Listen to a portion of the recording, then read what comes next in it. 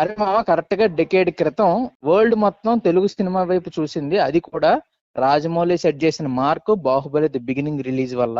మామ, ఈ cinema release కి ముందు ఉన్న యుఫోరియా ఒకటి, రిలీజ్ అయిన తర్వాత పెరిగిన యుఫోరియా ఒకటి. ఎందుకంటే అప్పటిదాకా ఒక భయం అన్నది ఉండేది, రాజమౌళి ఇంత ప్రెస్టీజియస్ గా తీస్తున్నాడు, అది ఏ రేంజ్ కి వెళ్తుంది, ఈమె కూడా అనుకుని ఉండకపోయి ఉండొచ్చు ఈ రేంజ్ సినిమా అవుతుంది ఇది అని చెప్పి.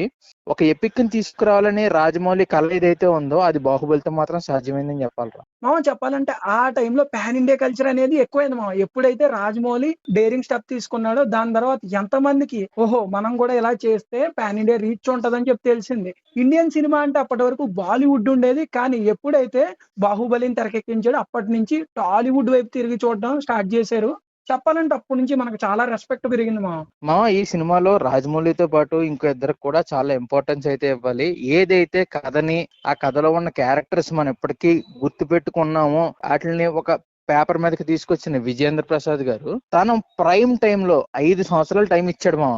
నిజం మామ, తన 5 సంవత్సరాల ప్రైమ్ టైం ని ప్రభాస్ ఈ సినిమాకి వెచ్చించినందుకు తనకి రావాల్సిన గుర్తింపు కన్నా చాలా ఎక్కువ గుర్తింపు వచ్చింది. బికాస్ తన క్యారెక్టర్ ని అంతలా ఫిట్ చేశాడు కాబట్టి. బాహుబలి అంటే మనకు ప్రభాసే గుర్తొస్తారు అనొచ్చు. మిగతా ఆర్టిస్టులు కూడా ఉన్నారు కదా, వాళ్ళ టైం ఇచ్చారు కదా అంటే మిగతా వాళ్ళు వేరే ప్రాజెక్ట్స్ కూడా వెళ్ళొచ్చారు. బట్ ప్రభాస్ 5 ఏళ్ళు మాత్రం డెడికేటెడ్ గా బాహుబలికి 5 years ఇచ్చాడు కాబట్టి అంత స్పెషల్ గా మెన్షన్ చేయాల్సి వస్తుంది. ఈ సినిమాలో ఒకరిని ఎక్కువ ఒకరిని తక్కువ చేసి చెప్పలేం. అందరూ కూడా ఒక ఎపిక్ ని అయితే తీసుకొచ్చారు మన దగ్గరికి. అటు ఆన్ స్క్రీన్ కనిపించే ఆర్టిస్టులు కావచ్చు, ఇటు ఆఫ్ స్క్రీన్ ఉన్న డిపార్ట్మెంట్ కావచ్చు, అందరూ కూడా ఒక ఎపిక్ ని తీసుకురావడానికి చాలా కష్టపడ్డారు. ఒక 5 సంవత్సరాల వాళ్ళ కష్టం మనకి తెర మీద కనబడింది. చూసినప్పుడు మనకు వచ్చిన ఫీల్స్ ఏవైతే ఉన్నాయో గూస్ బంప్స్ ఎప్పటికీ అనిపిస్తూ ఉంటాయి. ఆ theatre experience never before never after. ఈ సినిమాతో హాలీవుడ్ లో బిఫోర్ బాహుబలి ఆఫ్టర్ బాహుబలి అయిపోయింది మావా.